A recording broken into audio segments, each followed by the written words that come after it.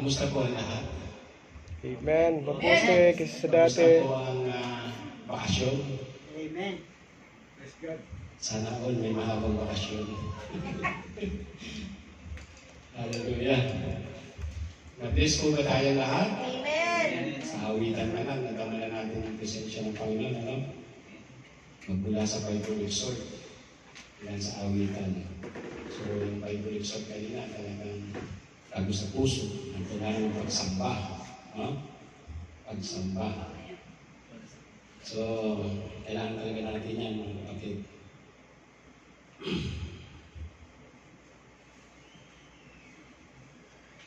Tahimik ata. God is good? All time. And all the time? God is Good. Ako po muli ang gagamitin. Bakit nakaupo, kapatid? Nakaupo yung So, ako na naman yung gagamitin ng Panginoon, ano? At ako po ang inyong brother in Christ, Kuya Eli. So, ang gagamitin ng Panginoon muli sa araw nito. Hallelujah. Yan. Parang hindi. Kamusta po yung mga dyan sa, sa ating Zoom? Isa lang yata ang naka-open, ha? Okay, open po yung inyong mga camera. Para malaman kung nandyan At yung makita naman yung mga magaganda at bago lang ipagkapit dyan sa Zoom. Misis ko, siya lang na naka-open, no? Talagang ready makinig. Mga bata na sa school pa. So,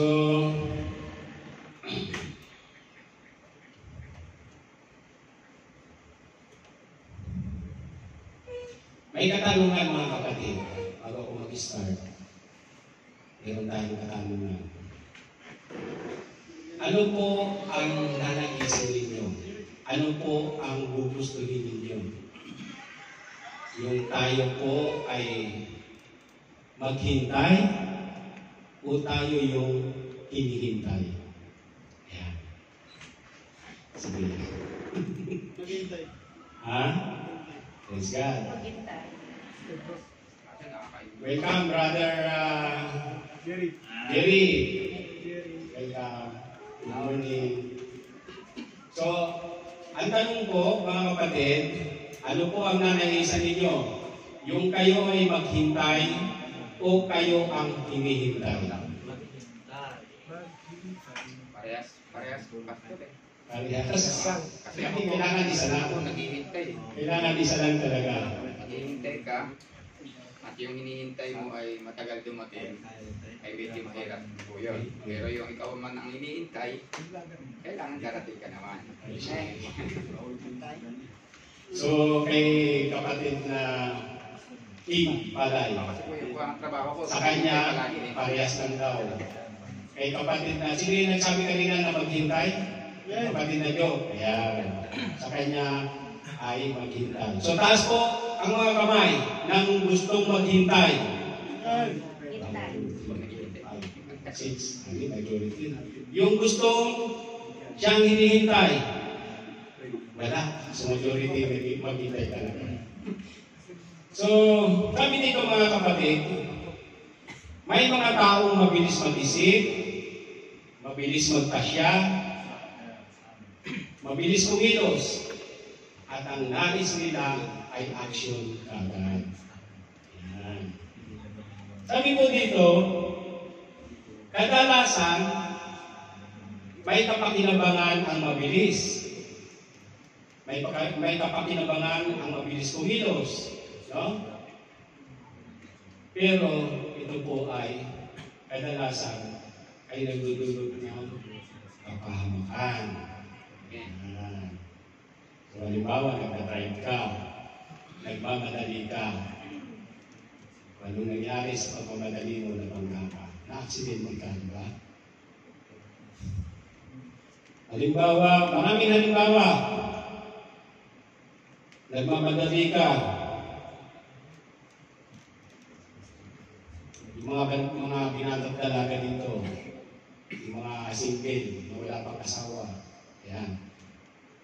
nagmamadali ka, dalangin mo na magkaroon ka na ng partner sa buhay. No? Nagmamadali ka. Hindi mo hinintay yung pinanalangin mo sa Lord. No? Saan ka ngayon napunta? Mga kapatid, mag-ingat po tayo sa pagmamadali ng desisyon. Amen? Lalo na dito sa gitnang silangan. Marami po dito ang mga binata daw. Daw ha? Amen. Iwalay daw. Daw ha? Iwalay nga naman kasi nandun yung asawa niya sa Pinas. Nandito siya sa Saudi. No? Iwalay talaga. So sa mga dalagang binata niya, ingat po tayo sa atin sa mga desisyon natin. Amen? Manalangin po tayo. Amen? Hintayin natin ang tulong ng Diyos. Amen? At higit sa lahat, habang nananalangin tayo, naglilingkod at sumasamba tayo sa Panginoon. Amen? Kasi ibibigay ng Panginoon ang para sa inyo. Amen? So hindi kinakailangan itong madali. Amen? Kasi maaaring ito ay inyong pagsisiyang. Amen? Palapakan po natin ang Panginoon.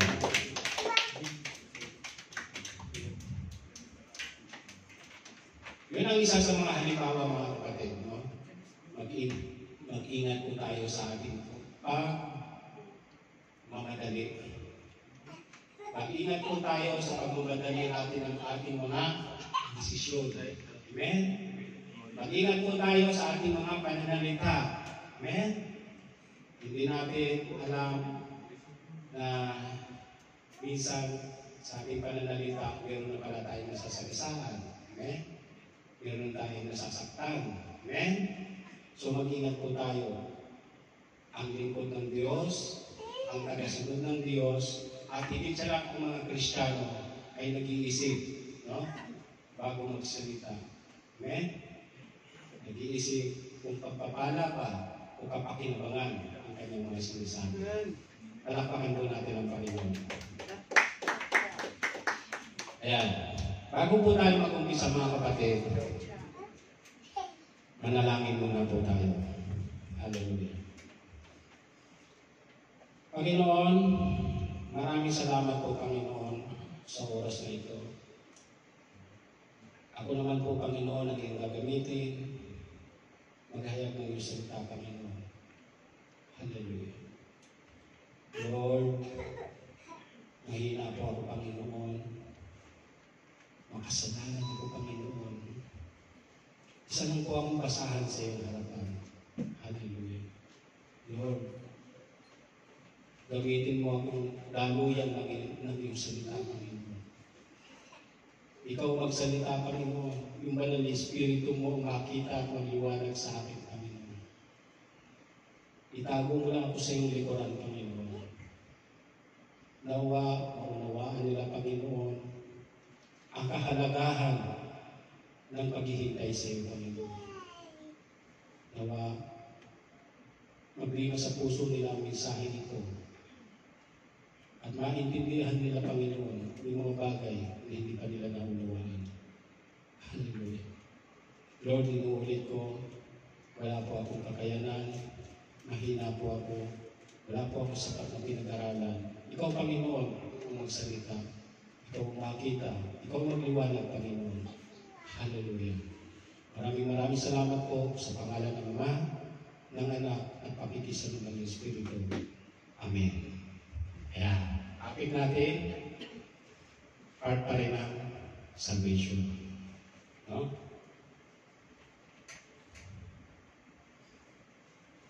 So, ang title po natin, ang pagpapala sa matiyagang paghihintay sa Diyos. Amen? Ang pagpapala sa matiyagang paghihintay sa Diyos. Ang scripture po natin sa Habakuk 2:1. Ayan. Habakuk, aklat ng Habakuk 2:1. Sabi diyan, aakyat ako sa bantayan at hihintayin ang sasabihin ni Yahweh sa akin at ang tugon niya sa aking daig. Ayan, hihintayin ang sasabihin ni Yahweh sa akin at ang tugon niya sa aking daig. So, nasagot na yung tanong ko kanina. Mas mahalaga maghintay, lalo-lalo na kapag Panginoon ang ating hinihintay. Amen? Palapakan po natin ang Panginoon. Ayan. Wala yung ating bisita na African. Nigeria. Nigeria ba yan? Akala ko mga kalaban na talaga yung tinatamay ng English. Ay, teka, tawagan ko na. Hindi na, huwag na. Makapalakong pa yun. Hindi, binibiro mo na kayo mga kapatid, baka inaantok na kayo dyan eh. Hindi na natin yung ating African. Sana si Craig sana yung ating nag-translate, no?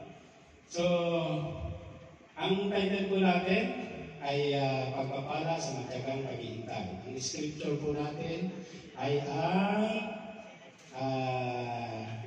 Habakuk 2:1, yung mga binasa ko kanina. Ang objective o layunin ng mensahe ay dapat nating matutunan ang maghintay sa Diyos. Yun yung layunin ng ating mensahe. Ayan, objective. Dapat nating matutunan ang maghintay sa Diyos. Amen? Puri ng Panginoon.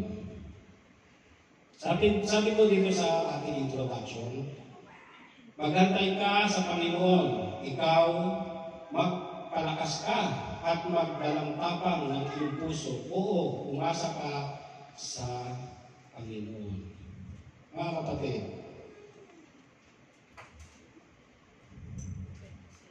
habang tayo, kaya sabi ka, maghintay ka sa Panginoon, magpalakas ka at magpakatapang ng iyong puso, oo, maghintay ka sa Panginoon.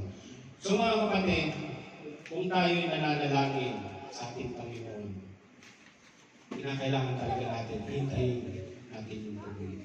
Kung iniisip man natin na hindi sinagot ng Panginoon yung ating mga dalangin, mayroon siyang plano. May plano siya. May plano siya sa atin. Kaya kinakailangan natin maghintay. Huwag tayong magmadali. At higit sa lahat, habang tayo naghihintay, katulad ng sinabi ko kanina, sabi dito, magpalakas. Magpalakas tayo. Amen? Magpalakas tayo saan? Magpalakas tayo sa gawain sa Panginoon. Amen? Magpalakas tayo sa paglilingkod sa Panginoon. Amen? Huwag natin hayaan na makuha tayo ng masamang jablo, ng masamang gawain ng sanlibutan. Amen? Kailangan malakas tayo. Amen. Mahilig sa pagsamba sa Panginoon. Amen? At tiyak ang katagumpayan ng ating mga pananamit. Amen po? Amen. Kaya yung mga binata dyan, mga dalaga dyan, habang kayo nananalangin, yung asinggit dyan, habang kayo nananalangin na dumating ang inyong partner sa buhay, maglingkod kayo sa Diyos. Amen? Pagpalakas kayo sa gawain sa Diyos. Amen? Amen. Iyak ang katagumpayan. At ibibigay ng Panginoon yung para sa inyo. Yung tamang tao para sa inyo. Amen? Amen. Huwag po tayo magdadali. Amen? Palapakan natin ang Panginoon. Isang halimbawa dyan, nasa ba si Judy? Judy, ayan. Pabakasyon, ikakasal na. Praise the Lord. Kita mo, naghintay siya. Di ba? Nagtyaga. Habang siya'y naghihintay, dito siya sa church. Thursday night pa lang, nandito na siya. Nagpapagamit siya sa Diyos. Amen? So pag-uwi niya, kakasal na siya. Praise the Lord! So kinakailangan po talaga natin ang maghintay sa Panginoon. Amen po? Sa nais ng Panginoon. Okay. Pangalawa, sa introduction po natin to, Ikaw ay magpahinga sa Panginoon at maghintay kang may pagtitiis sa Kanya. Huwag kang babalisas ng dahil sa Kanya at guminhawa sa Kanyang lakad. Dahil sa lalaki na nagpapangyari ng mga masasamang kapha. Sa ibang salin, sabi po dyan, pumanatag ka sa piling ng Panginoon. Yan. Matyagang maghintay sa gawain niya. Amen?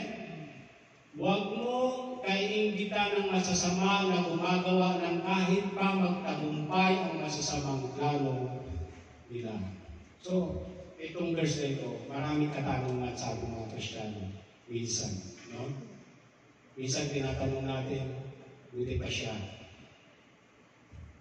Yung ibang mga Kristiyano na mga mabababaw pa lang. Tinatanong niya sa sarili minsan, buti pa yun, hindi naman nagcha-church, hindi naman nagsasamba. Pero bakit pinagpapala siya?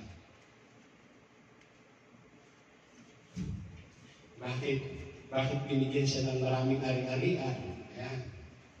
Samantalang ako nagsasamba, nagpapagamit sa Diyos. Ganito pa rin ang buhay ko. Diba? Sabi dito, huwag natin kainggitan ang masasama. Amen. Ang tanong, nagtagumpay na sila. Nakamit nila lahat. Ang tanong, masaya ba? Amen? Masaya ba? Sabi nga sa isang mensahe na napakinggan ko, maraming tao ang nagnanais na yumaman. No? Nagnanais na magkaroon ng maraming pera, kayamanan. Pero, maraming tao din ang nakamit nila yun, pero hindi sila masaya. Eh? Mabalitaan nyo, marami kayo mabalitaan, di ba? Sa social media. Mga mayayaman, di ba? Mga pinagpala. Pero nakita nyo, nagpapakamatay, di ba? Papamatay sila. Hindi sila masaya. No? Kaya habang tayo naghihintay sa Panginoon, mga kapatid, manatili tayo sa Panginoon. Amen? Magtiyaga. Amen? Maglingkod. Huwag natin kaingitan yung mga tao na nakikita natin umaangat. Amen? Tayo, bagaman, alam niyo ba mga kapatid na lahat tayo pinagpala ng Panginoon? Bakit po? Bakit po? Unang-una, ang mga Kristiyano, kapag patuloy kang naglilingkod sa Panginoon, patuloy kang nagpapagamit sa Panginoon, iingatan ng pamilya mo. Amen? Amen. Ingatan ng pamilya mo. Malalayo sa kapahamakan. Di ba? Malalayo sa kapahamakan. Magulang mo. Amen? So, marami ang pamilya na nawawasak. Lalo na pag pumunta na rito sa gitnang silangan. Marami ang nagkakahiwalay. Bakit po? Kasi hindi sila nakapaghintay. Amen? Hindi sila nakapaghintay sa plano ng Panginoon sa kanilang buhay. Unang-una, hindi nila kilala ang Diyos. Karamihan, majority. Hindi nila kilala ang Diyos. O bagaman meron na silang napapakinggan tungkol sa mabuting balita, pero anong nangyayari? Pinabaliwala nila. Di ba? Saan sila sumasama? Doon. Sa mga makamundong gawain. So anong nangyayari? Di ba? May kilala ba kayong ganyan? Kasama niyo sa church. Matagal niyo siyang kasama. Di ba? Mainit siya sa gawain. Diba? Pero biglang nawala sa gawain. Taon, hindi umating. Naging daddy na. Iyon, anong nangyari? Naging daddy. Biglang nabalitaan mo. Daddy na. Iniwan niya si Kristo. Tinanggap niya ang bagong Kristi. So, anong nangyari? Nag-ewali sila ng kanyang pamilya. Binaliwala niya si Kristo. si Christy tinanggap niya. So instead na mabuti ang kanyang pamilya, mabuti ang kanyang mga anak, nagkagulo. Di ba? Kasi nagkaroon siya ng bagong pamilya dito. Ano nangyari? Nasira ang buhay niya. Kaya mas mabuti talaga, mga kapatid, ang maghintay sa gawain ng Diyos. Palakpakan natin ang Panginoon. Maghintay sa plano ng Diyos. Amen? Mas mabuti ang maghintay tayo sa plano ng Diyos sa ating buhay. At habang tayo naghihintay, magtiyaga at maglingkod tayo para sa Panginoon. Amen? Palakpakan natin ang Panginoon. Hallelujah!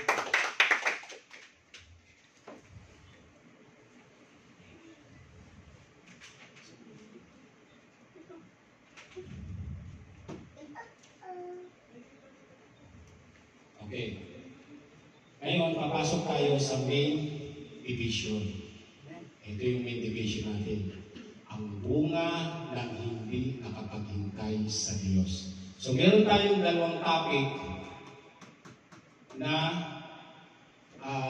pag-aaralan na itatapin dito. Dalawang topic sa main division natin. Una, ang bunga ng hindi nakapaghintay sa Diyos.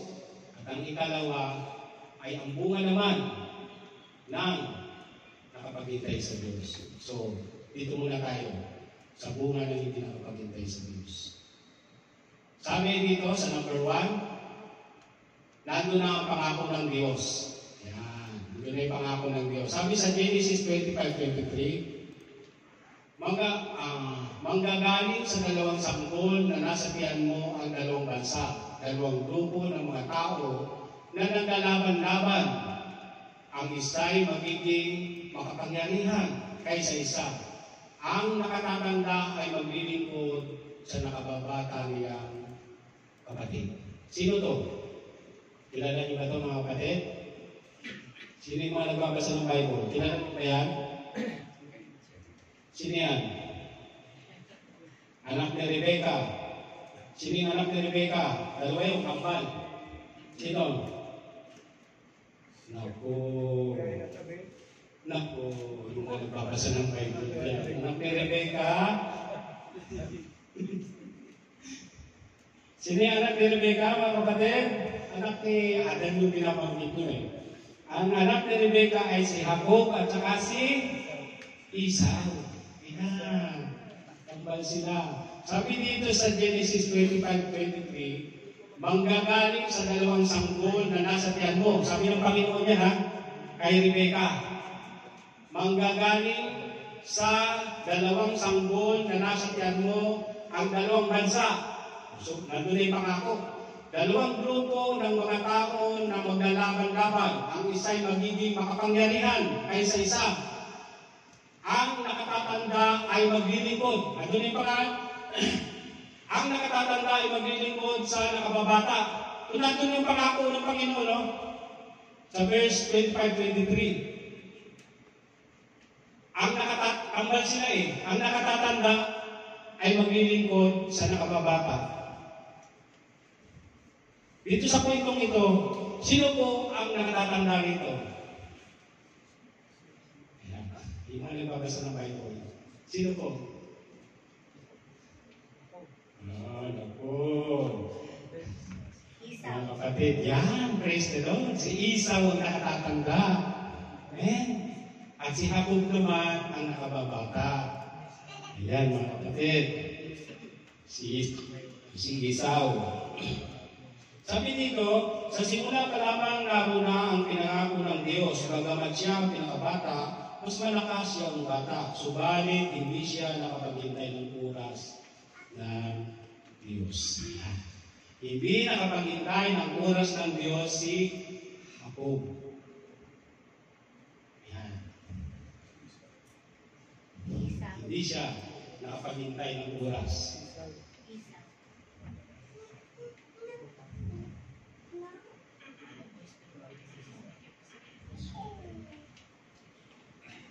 Mga kapatid, ang bunso dito ay si Jacob. O si Jacob ang bunso. Ang panganay ay si Esau. Doon sa unang verse natin, kanino ibinigay ang pangako ng Diyos? Di ba doon sa bunso? Sino yung bunso? Si Jacob. So si Jacob, sa kanya ibinigay yung pangako ng Diyos. Mas malakas yung bunso, sabi niya eh, di ba? Mas malakas yung bunso. Sa kanya binigay yung pangako. Pero anong ginawa ni Jacob at ni Jacob at nung kanyang asawa, nung kanyang nanay na si Rebecca? Anong ginawa ko sa kwento? Yan. Umaksyon sila. Hindi sila nakapaghintay ng plano ng Diyos. Ha? Hindi sila nakapaghintay ng plano ng Diyos. Sa umpisa pa lang, ando na yung pangako kay Rebecca eh. Pero hindi sila nakapaghintay ng Diyos. Bakit? Bakit? Kasi yung tatay nila si Isaac, mas mahal niya yung panganay. Yan. Mas mahal niya yung pinakapanganay. Ang gusto niyang basbasan para pagpalain ay si Esau. So anong ginawa nito? Itong dalawa, itong mag-ina, anong ginawa? Dinindang niya. Ayan, dinaya. Ayun, dinaya. Sa kwento, dinaya, no? Anong unang-unang ginawa na hindi maganda ni Rebecca at ni Jacob at ng kanyang ina? Ano yung unang-unang ginawa? Pinagpalit yung pagkapanganay ni Esau kay Jacob. Sa pamamagitan lang ng pagkain. Ayan. Sabi dito, next guy. Sabi dito, sinabi niya kay Jacob, pakiusap, bigyan mo ako ng niluluto mong mapula-pulang sabaw. Dahil gutom na ako. Kaya tinawag ni Esau na Edom. Pero sumagot si Jacob, bibigyan kita nito kung ibibigay mo sa akin ang karapatan mo bilang panganay. Ayan. Yan yung unang ginawa nila. Hindi sila nakapaghintay. Sa umpisa pa lang, nandun na yung pangako ng Panginoon sa kanya kay Jacob. Di ba? Nandun na yung pangako eh. Mas malakas yung bata. Pero hindi sila nakapaghintay. Hindi siya mga kapatid. Ilang buwan na so hindi ko lang postiso para hanggang ngayon hindi ko pa rin sabi ko sulit. Kaya minsan tinatanggal ko talaga. Pili ko tatalsik eh.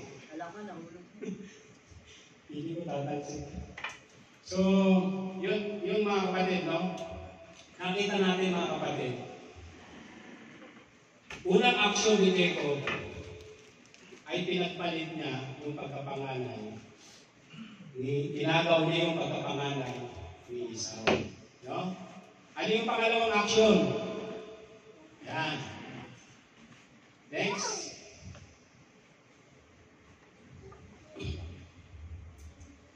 Ayan. Ang pangalawang aksyon na ginawa ni Jacob at ng kanyang ina na si Rebecca ay nilinlang niya ang kanyang amang si Isaac. No? Sabi dito, sinabi ni Isaac, anak, paano? Kasi mga kapatid, ang kwento nito, si Isaac mga kapatid, ang kanyang ama ay matanda na. No? Ngayon, inutusan niya yung kanyang panganay na anak kasi paborita niya yung panganay si Esau. Na mag-aso, magluto ng huling usa, yung paboritong luto niya. Oo, ni Isaac, no? Yung kanilang tatay. Manghuli ka ng usa, sabi doon sa panganay. Manghuli ka ng usa, luto mo yung paborito mong pagkain, tapos kakain ako, pagkatapos nung babasbasan kita. Bibigay ko sa iyo yung bastas ng pagbabala. Ngayon, dahil narinig naman nung nanay nila na si Rebecca, narinig yung sinabi nung ni Isaac, nung kanilang tatay, ang ginawa niya, sinabi niya kay Jacob. Sinabi niya kay Jacob na, magmadali ka anak. Umuli ka ng usa. Ipagluto mo ang iyong tatay. Ayan, ayun, sabi dito, pagluto mo ang iyong tatay sapagkat babasbasan ka. Ibibigay sa iyo yung pagpapala. Gusto kasi ni Rebecca na sa kanyang mapunta eh. Hindi sila nakapaghintay sa Panginoon. Alam naman nila na nandun sa umpisa pa lang, nandun yung pangako na pagpapalain yung pinakabata. Pero hindi sila nakapaghintay sa oras ng Panginoon. Unang-una, inagaw nila yung pagkapanganay. Pangalawa, ngayon, ito, bilhin lang nila yung kanilang ama. Diba? Sabi dito, sinabi ni Isaac, anak, paano mo ito mahuli agad? O sabi nagtaka si Isaac, yung kanilang ama, nagtaka. Anak, paano mo ito nahuli agad? Sumagot si Jacob. Tinulungan ko ako ng Panginoon, nagsinungaling pa siya, na iyong Diyos. Sinabi ni Isaac, lumapit ka sa aking anak para hawakan kita kung ikaw nga talaga si Esau. Kasi si Esau mapalahin mo. No? Kung ikaw nga ba talaga si Esau. Kaya lumapit si Jacob at hinawakan niya ang kanyang ama. Hinawakan siya ng kanyang ama at sinabi, ang boses mo ay parang kay Jacob. So nagtataka siya, no? Dito pa lang nagtataka na yung kanyang ama. Ang boses mo ay parang kay Jacob. Dahil ang braso niya ay balbundin, katulad ng kay Esau. Bago niya mabasbasan si Jacob, sumagot si Jacob, ako po si Esau. Nagsinungaling siya, no? Ako po si Esau. Ang panganay niyong anak. Yan. Anak, nagawa ko na po ang iniutos ninyo sa akin. So, willing lang nila yung kanilang ama. Inagaw nila, muna inagaw ni Jacob, yung pagkapanganay, yung pangalawa, ito naman, yung basbas ng kanilang ama, na instead na,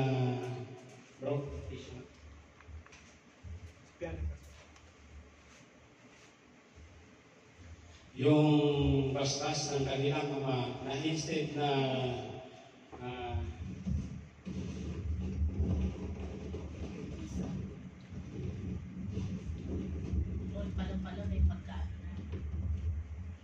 yung basbas ng kanilang ama na instead na si Esau yung kanilang babasbasan, nung babasbasan ng kanyang ama ay binaya ni Jacob. Yan. At dahil hindi sila nakapaghintay sa pangako ng Diyos, umaksyon kaagad sila, no? Kasama ng kanyang ina. Ano po ang nangyari? Ano po ang nangyari? Nagalit si Esau, ang nakatatandang kapatid. Nung siya po ay nagalit, binantayan siyang papatayin. Ano sabi ng nanay? Tumakas ka.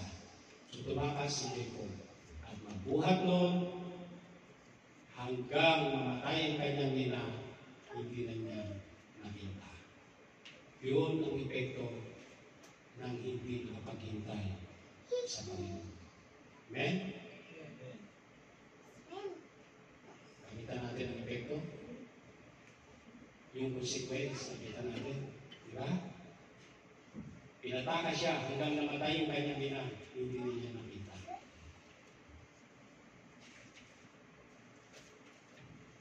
So, huwag natin hayaan mangyari sa buhay natin yan, mga kapatid. Hindi natin tayo dayagin ng Panginoon. Amen? Maglingkod tayo ng tapat. So,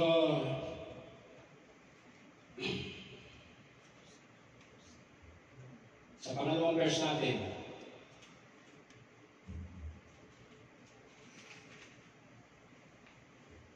may karugtong papalayan. So, bakit nagawa ni Jacob at ng kanyang ina na si Rebecca ang ganoon? Bakit? Kasi po, nag-worry ito si Rebecca. Nag-alala siya na baka kay Esau mapunta yung pagpapala. No? Nag-worry.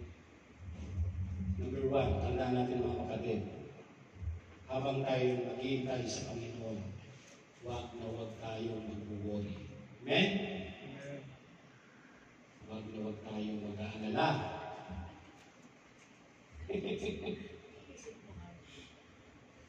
Huwag tayong mag-aalala na baka hindi dumating yung panalangin ko. Huwag tayong mag-worry na baka hindi totally ng Diyos yung pangako niya. Amen? Number one, yung po itandaan natin. Pangalawa, verse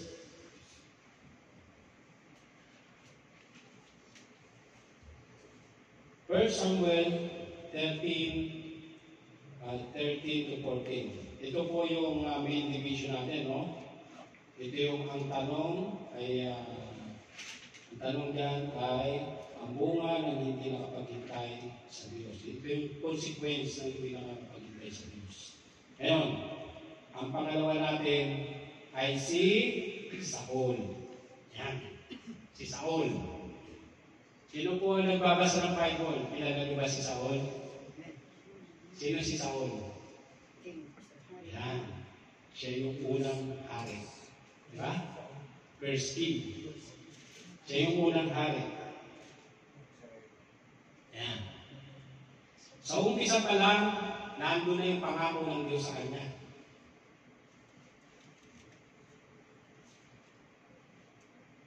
Pinahiran siya ng langis ni Ismael bilang unang hari. Nandun na yung pangako ng Diyos sa kanya. Pero anong ginawa ni Saul? Ni King Saul. Ayan. Anong ginawa niya? Ano ang unang-unang nilabag niya sa Panginoon?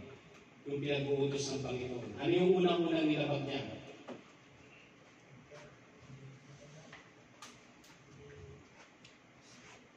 Ang unang-unang nilabag niya, mga kapatid, noong unang panahon, kapag sila ay susugod sa mga kalaban, kinakailangan sila ay maghandog. No? Nagsusunugin para sa Panginoon bago sila lumaban. Pero nung ginawa ni Saul, 3 days siyang naghintay kay Samuel. Hindi siya nakapaghintay. 3 days siyang naghintay, ha? Hindi siya nakapaghintay. Anong ginawa niya? Sinugod niya agad yung mga kalaban. Si Samuel lamang ang maaaring maghandog. Hindi nila hinintay si Samuel. Kasi si Samuel yung maghahandog bago sila sumugod. Hindi niya hinintay si Samuel. Anong ginawa niya? Sumugod na lang agad si Saul doon sa mga sa laban. At may bilin pa doon, walang ititira. Patay lahat yung kalaban. Pero anong ginawa ni Saul? Yung mapapakinabangan, pinuha niya. So, nakita natin mga kapatid, no? Nilabag na nga niya yung utos ng Panginoon, hindi na nga siya nakapaghintay, hindi pa niya sinunod. Kumuha pa siya ng mga mapapakinabangan. Sabi ng Panginoon, wala ititira. Pero pinuha niya. Doon, unang-unang nilabag ni Saul ang pinag-uutos ng Diyos. Dahil hindi siya nakapaghintay. At dahil doon, mga kapatid, anong nangyari? Anong sabi ni Samuel sa kwento? Yung mga nagbabasa ng Bible. Sabi dito, sinabi ni Samuel, si Prophet Samuel yan, siya yung naglagay ng langis kay Saul para siya ang maging unang hari. No? At siya din dapat ang mag-aalay bago sila sumugod. Kaya sinabi ni Samuel, kahangalan ang ginawa mo, hindi mo sinunod ang utos na ibinigay sa iyo ng Panginoon na iyong Diyos. Kung sumunod ka lang sana, ang sambahayan mo ang maghahari sa Israel habang panahon, pero hindi mo ito nangyayari dahil nakita ng Panginoon. Hindi na ito mangyayari dahil nakita ng Panginoon ng taong sumusunod sa kagustuhan niya. Nakita ang Panginoon ng taong sumusunod sa kagustuhan niya at ginawa na siyang pinuno para sa kanyang mga bagbayan. dahil hindi mo sinunod ang utos ng Panginoon. Ngayon, dito sa kwento, yung mga nagbabasa ng Bible, sino ang pinaspasan ni Samuel? Yan, si David. Amen. Praise the Lord. Yung mga nagbabasa ng Bible, palakpakan natin ang Panginoon. Hallelujah. So dahil nilabag ni Saul ang pinag-uutos ng Panginoon, hindi siya nakapaghintay ng susunugin. No? Hindi siya nakapaghintay ng susunugin. Tinanggal ang ang kapangyarihan niya bilang hari. At ang pinalit niya ay si David. Ayan. Si David ang sumunod na makapangyarihang hari. Amen. Anong consequence? Yan. Ano yung consequence? Ito muna yung tanong. Bakit nagawa ni Saul ito?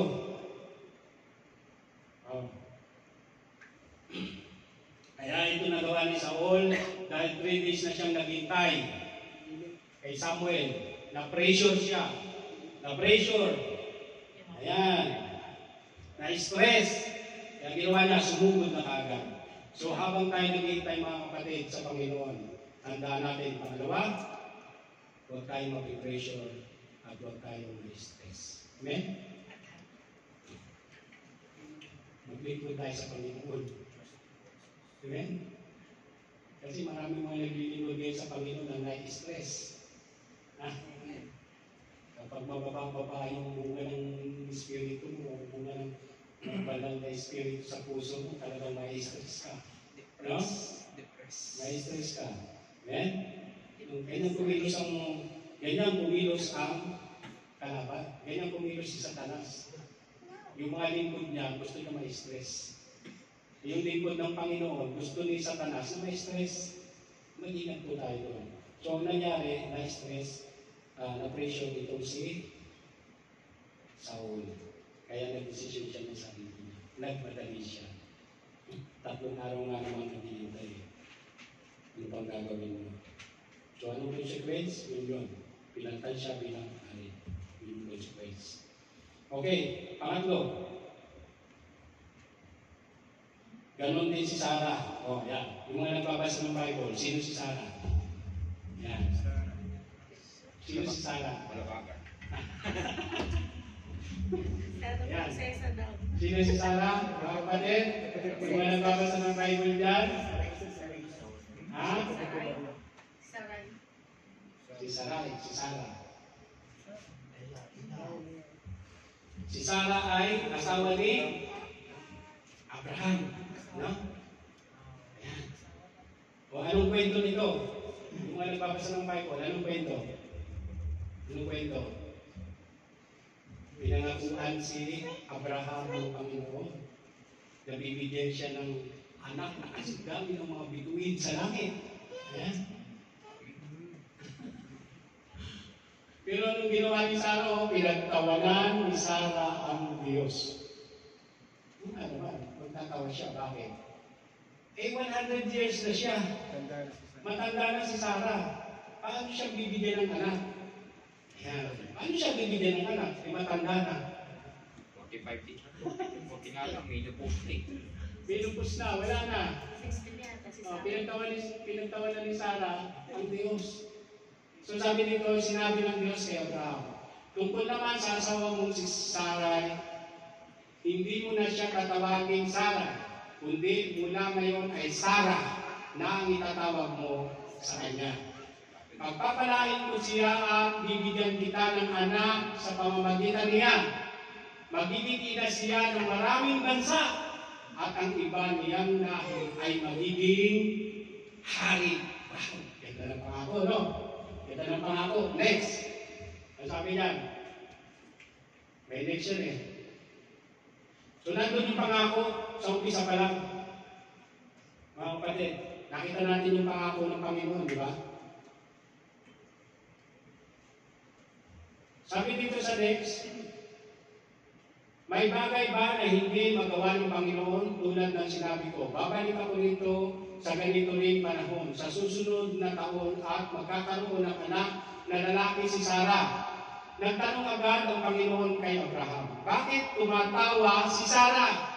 At sinabi, magkakaanak pa ba ako ngayong matanda na ako? Tumawa si Sarah sa kanyang sarili at nag-isip-isip. Nag-isip-isip. Ayan. Ang ganda nung doon sa umpisa, ang ganda na ng pangako ng Diyos.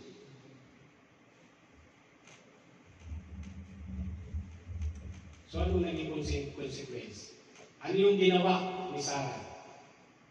Ikawanan niya yung Diyos, pero may ginawa pa si Sarah. Ano yung ginawa? Sabi dito, sa katandaan kong ito, nasisiyahan pa ba akong sumibig sa asawa ko, na matanda na rin, para magkaanak kami? Matanda na silang dalawa ni Abraham at huminto na agad ang buwan ng dalaw ni Sarah. So, ibig sabihin, minutos na, wala na. No?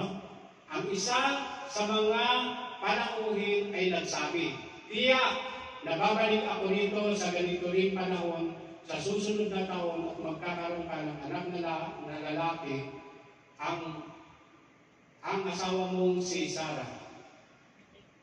Nakinig pala si Sarah sa pintuan ng tulda na nasa likod lamang ni Abraham. Ayan. So, anong ginawa ni Sarah? Pinagtawanan niya yung Diyos. Anong ginawa ni Sarah, mga kapatid? Anong ginawa niya? Doon sa kwento. Ha? Nagkakaroon siya ng doubt pagdududa. Ano yung ginawa ni Sarah? Okay, kung nagbabasa ng Bible dyan. Ang ginawa ni Sarah, mga kapatid, dahil hindi siya naniniwala sa pinangako ng Diyos, dahil hindi siya nakapaghintay sa pinangako ng Diyos, ang ginawa ni Sarah ang kanyang alila na taga-Ehipto na sino yun? Si Agar.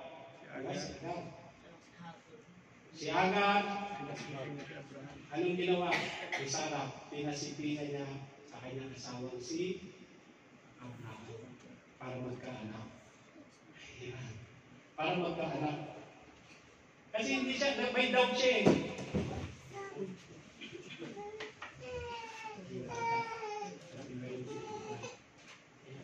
May doubt siya, mga kapatid. Umaksyon siya. Hindi siya nakapaghintay. Pinasipigan niya yung kanyang alila, yung kanyang katulong kay Abraham para magkaanak. Hindi siya nakapaghintay sa pangako ng Diyos.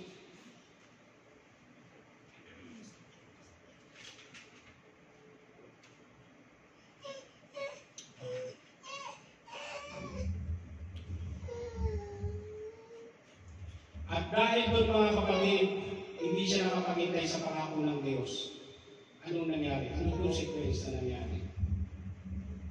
Anong consequence? Nagkagulo. Di ba? Naggulo. Dahil tinupad pa rin ng Panginoon yung pangako niya. Nagkaanak pa rin si Sarah. Nagbuntis na si Hagar. Nagkaanak pa rin si Sarah. Tinupad pa rin ng Panginoon yung pangako niya. Kahit matanda na, nagkaanak pa rin. So, anong nangyari? Nagkagulo. Nagkaroon sila ng anak na sino yun? Ismael at saka sino yung isa? Ha?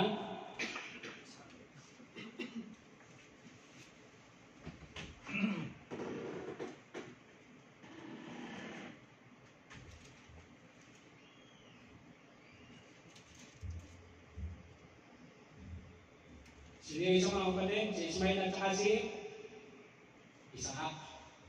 Ha? Tinupad pa rin si Ismael at si Isaac. So, ang nangyari, dahil nagkagulo, consequence nangyari, si Isaac ang pinagpala at itong si Ismael ay umalis. At hanggang ngayon, yan na yung dito sa gitnang silangan. Hindi binigyan nila na sila si Ismael. No? So, mga kapatid, ito yung consequence. Kapag tayo naghihintay sa Panginoon, kinakailangan natin, mga kapatid, na hindi tayo kinakailangan magduda. Amen? Hindi natin kinakailangan magduda habang tayo nag-iintay sa Panginoon. I-claim kagad natin, pag tayo nanalangin, i-claim kagad natin.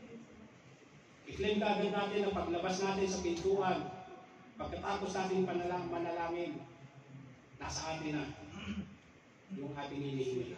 Amen? Amen. Tanggalin natin yung pagdududa.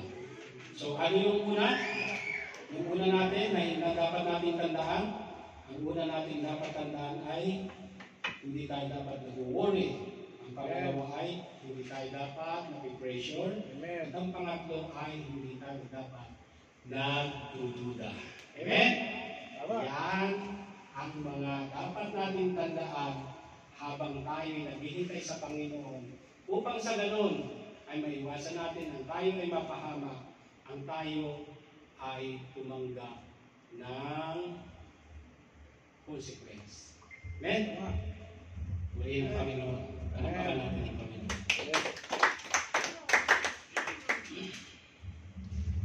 Ay.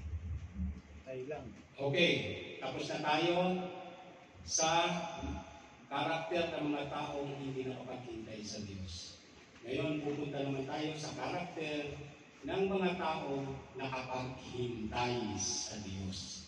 At malalaman natin ang mga pagpapala na binigay ng Diyos. Amen? Una, ang bunga naman ng taong nagtagang naghintay sa Diyos. Okay. Sino ang unang taong naghintay sa Diyos? Sabi dito, si David ay matyagang naghintay sa nais ng Diyos na siya ay maging makapangyarihang hari. 1 Samuel 26:8-11. Pakibasa nga, bro. Pakibasa nga. 1 Samuel. Si David ay matiyagang naghintay sa nais ng Diyos na siya ay maging makapangyarihang hari. Sinabi ni Abishai kay David, sa araw na ito, ipinagkaloob sa inyo ng Diyos ang tagumpay laban sa inyong kaaway. Payagan niyo akong saksakin siya ng sibat na iyon at nang mabaon hanggang sa lupa. Isang saksak ko lang sa kanya at hindi na kailangang ulitin. Pero sinabi ni David kay Abishai, huwag mo siyang patayin. Parurusahan ng Panginoon ang sino mang papatay sa kanyang piniling hari. Sinusiguro ko sa iyo.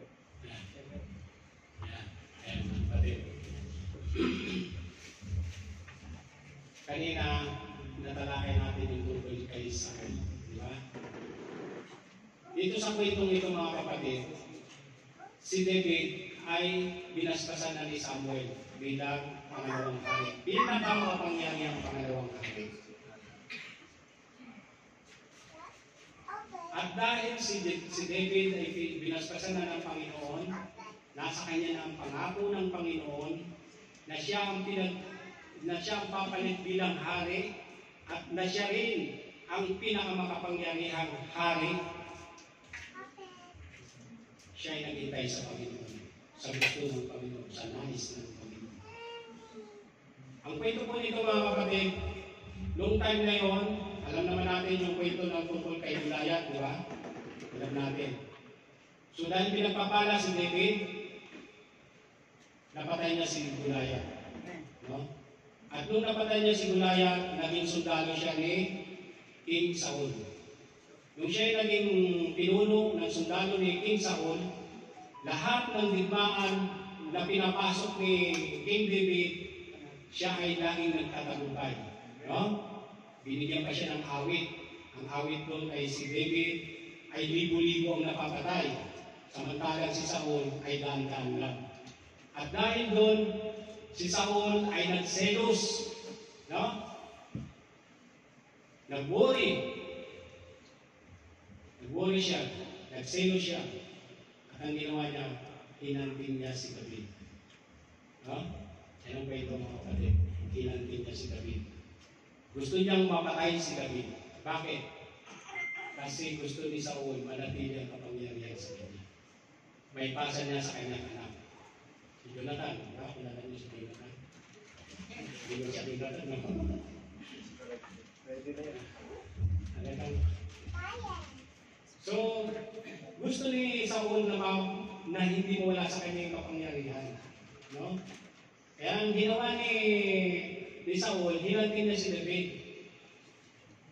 Ito naman si David, takbo ng takbo, tago ng tago. No? Kasi hinihintay niya yung plano ng Diyos para sa kanya. Hinihintay niya yung nais ng Diyos para sa kanya. Kaya iniiwasan niya si Saul. Yan. Ayan, katulad nga lang nabasa ng kapatid natin kanina. No? Ginamit, sabi dito, si David ay matyagang naghintay sa nais ng Diyos na siya ay maging makapangyarihang hari. Sa presensya ng buhay na Panginoon, na ang Panginoon mismo ang papatay sa kanya o mamamatay siya sa digmaan dahil sa katandaan. Pero wag sanang itudulot ng Panginoon na ako ang pumatay sa kanyang piniling hari. Kunin na lang natin ang sibat at ang lalagyan niya ng tubig na nasa kanyang ulunan. Sino yung kausap dito ni David? Yung mga nagbabasa ng Bible. Sino kausap dito ni David? Yung kanyang tauhan. Sino yun? Ibalik natin sa si Abishai. Yan, si Abishai. Dahil nga hinahabol itong si David, patuloy na hinahabol ni King Saul. Kahit si David ay nagtatago na, tumatakbo, hinahabol pa rin siya, sinusundan pa rin siya dahil gusto nga siyang patayin. At nung hinahabol siya, itong si King Saul napagod, nagpahinga, nakatulog. No? Nung nakatulog, siguro pinatulog sila ng Panginoon. Sinusubukan siguro si David o yung mga tauhan o si David mismo, sinusubukan siguro ng Panginoon kung siya'y makapagintay sa nais niya para sa kay David, sa kanya. No? Nasusundan niyo mga kapatid? So, nakatulog itong si Saul. Nung siya'y nakatulog, sabi nito, ginamit ni Satanas sino to? Si Abishai. Abishai ba yun? Abishai. Ayan. Ginamit ni Satanas si Abishai. Sinabi niya na, pwede ko nang tusukin ang sibat, niloob na ng Diyos. Nasa harapan mo, mapatay ang iyong kalaban, ang iyong kaaway. No?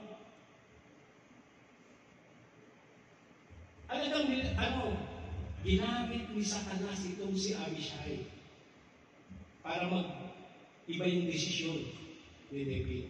Pero nakita natin sa sunod na verse, ano nangyari? Huwag na huwag itulot na patayin ko ang hinirang ng Diyos. So, nandun pa rin yung respeto ni David kay King Saul.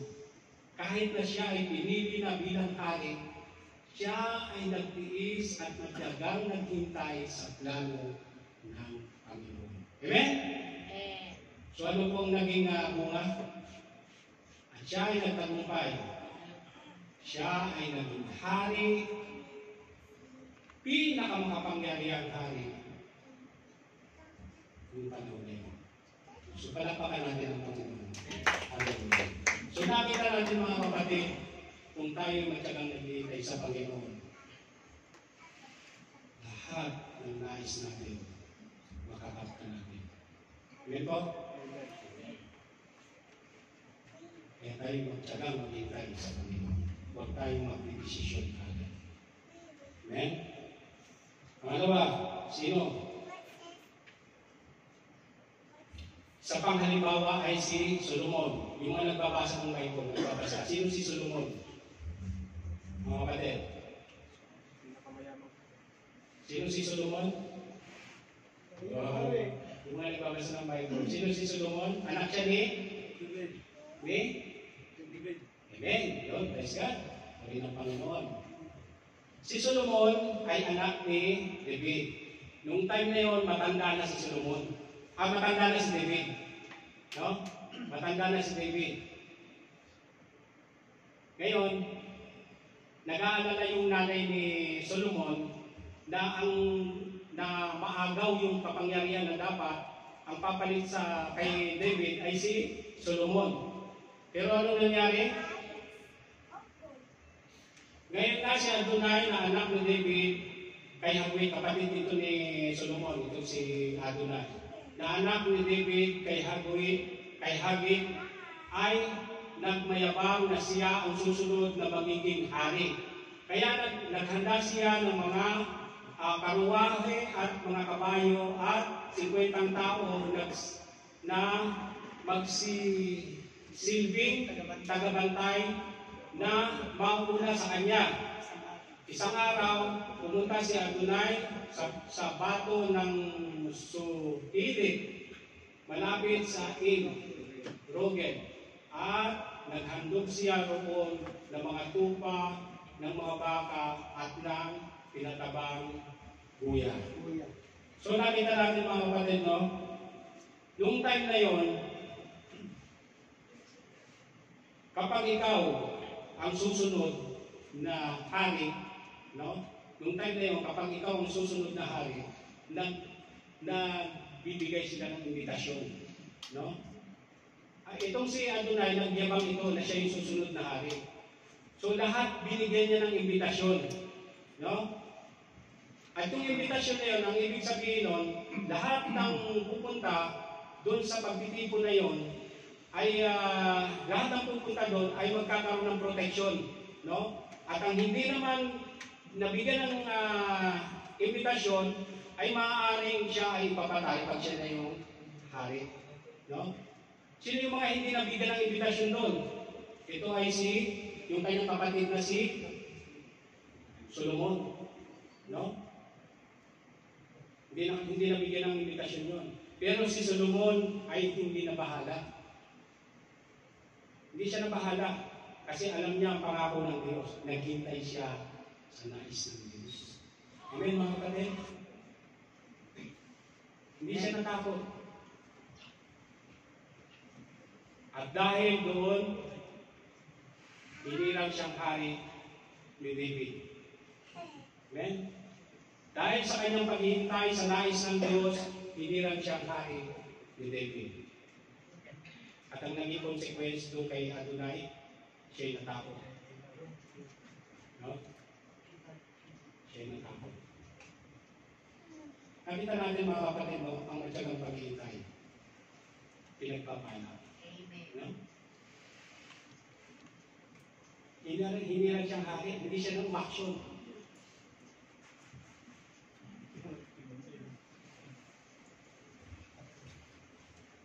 Palapakan natin ang Panginoon, mga kapatid. Amen. Okay. Pangatlo. Last na tayo. Time's up. Okay. Sabi dito sa pangatlo, sino yung pangatlo natin na nakapagintay sa Panginoon na pinagpala? Yung mga nagbabasa ng Bible. Si Job. Di ba? Okay, bibilisan na lang natin kasi time's up na daw. So, nakita natin mga kapatid, ang nangyari kay Job. Di ba? Nawala lahat, siya dati mayaman, nawala lahat, namatay. Lahat ng ari-arian niya nawala. At ang natira sa kanya yung nag-iisa na kanyang asawa. Ngayon, yung asawa niya, ano sabi ng asawa niya sa kanya? Sumpahin mo na ang Diyos mo nang mamatay ka na. Pero si Job ay naghintay sa nais ng Diyos sa kanya.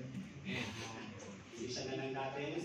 At sinabi dito, si Job na sinubok ng Panginoon, ngunit magkagang naghintay na nais sa nais ng Diyos. Sa kabila ng lahat ng nangyari, hindi nagkasala si Job.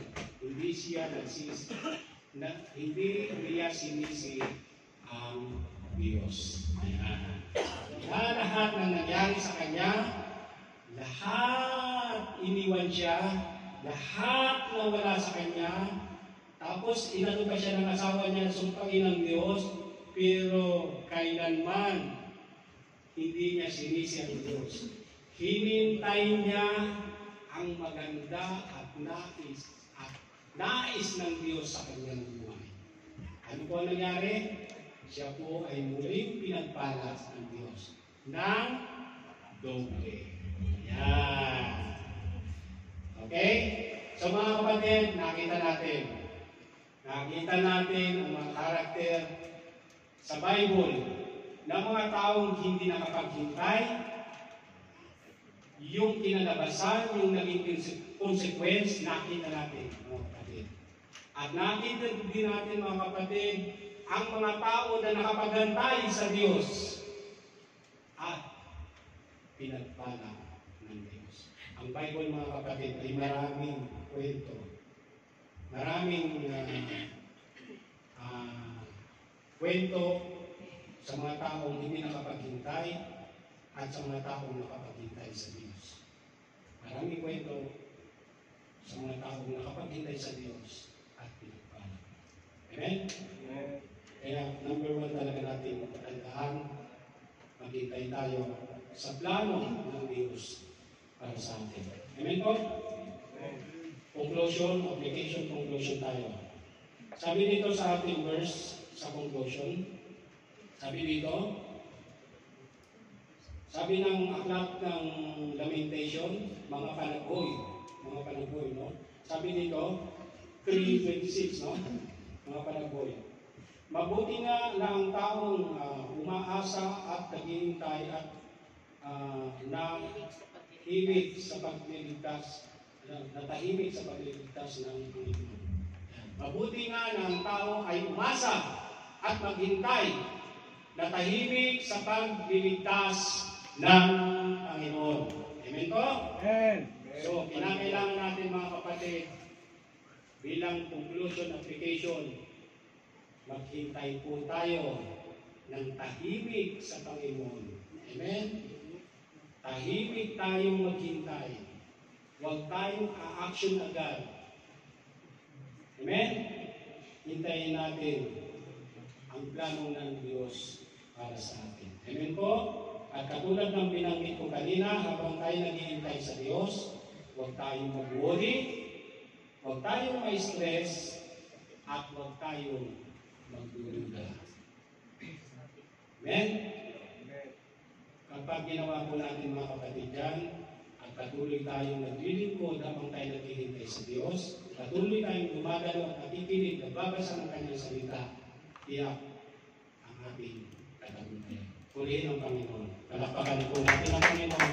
Tapos ito ang isa ng Diyos. So, kakawin tayo. Amen. Maraming tahanan. Wait, find the Lord.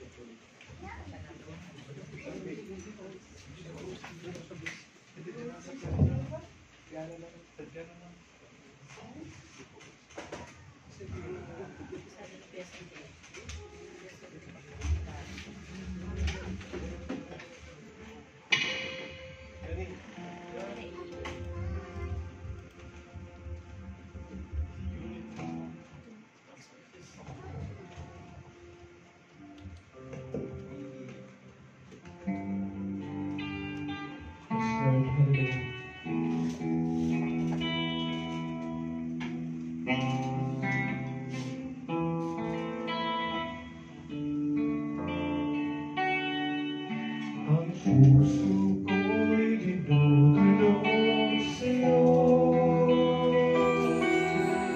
Nagpapakumbaba ng susubaw. Palinda ba di mo